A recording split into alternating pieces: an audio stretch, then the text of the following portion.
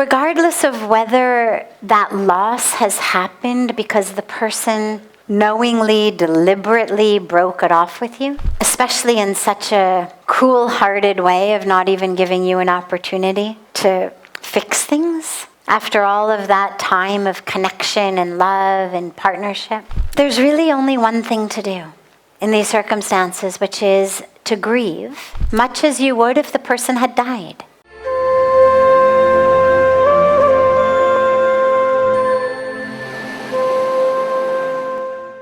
Times like this, whether you lose someone because they break up with you, or you lose someone in death, tragically frequently also with no opportunity to do something about it. A car accident, a sudden heart attack, an aneurysm in the brain. I mean, so many things happen so suddenly. You were having breakfast together, the next thing you know, they're gone.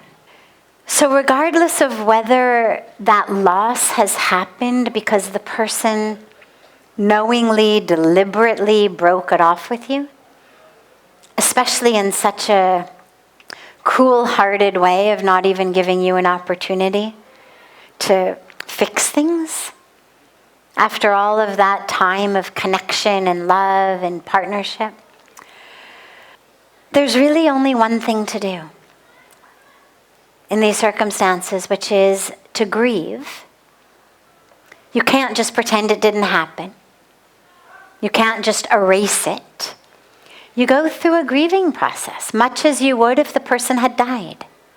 There's anger, there's pain, there's disbelief. There's all kinds of processes, there's stages of grief that we talk about. What I have found is that rather than always being quite so neatly defined as stage 1, stage 2, stage 3, they tend to kind of move more like waves in the ocean.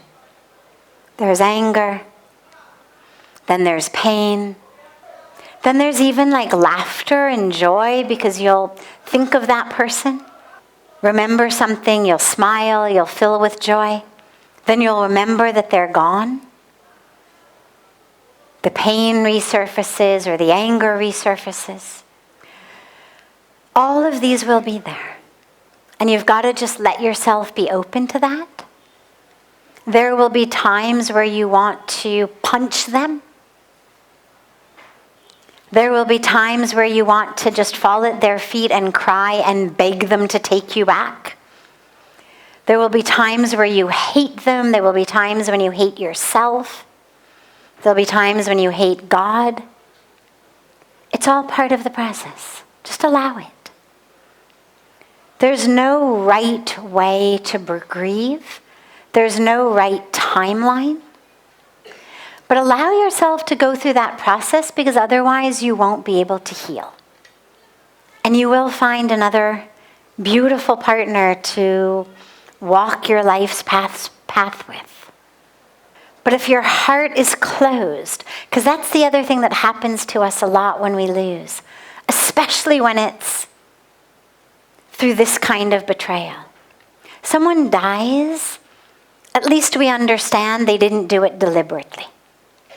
We may be angry, but we don't necessarily feel betrayed. We're more angry at the universe.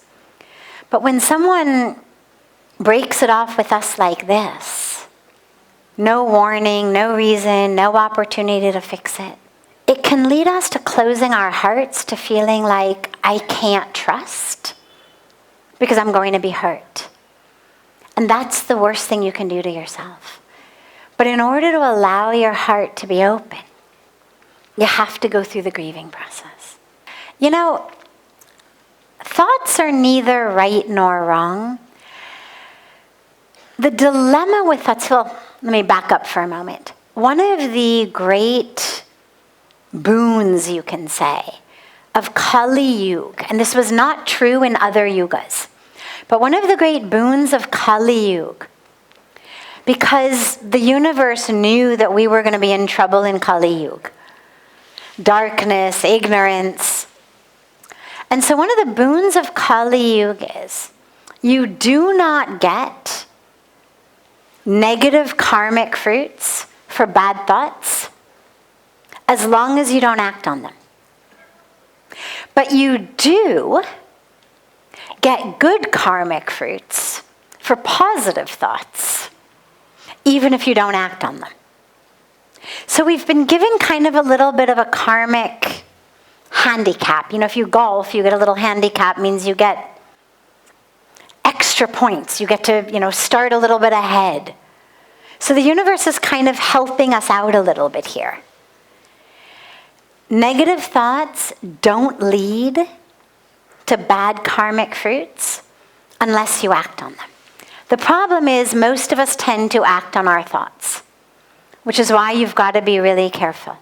And also thoughts end up, polluting your own mind. If you think angry thoughts, it hurts inside.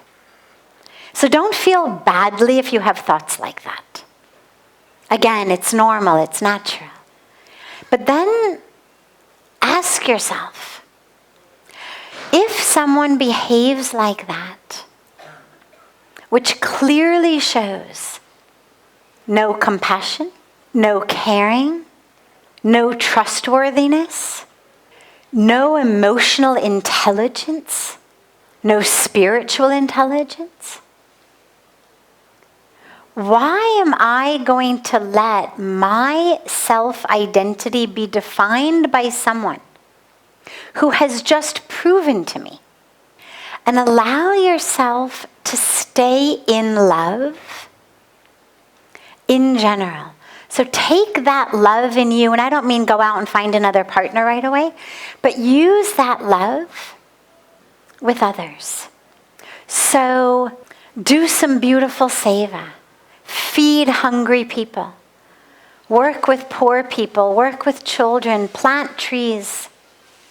Do something that enables that love in your heart to be expressed with those who will not hurt you. Spend time in meditation. Spend time in prayer. Spend time in puja. If you've got a spiritual connection, do japa.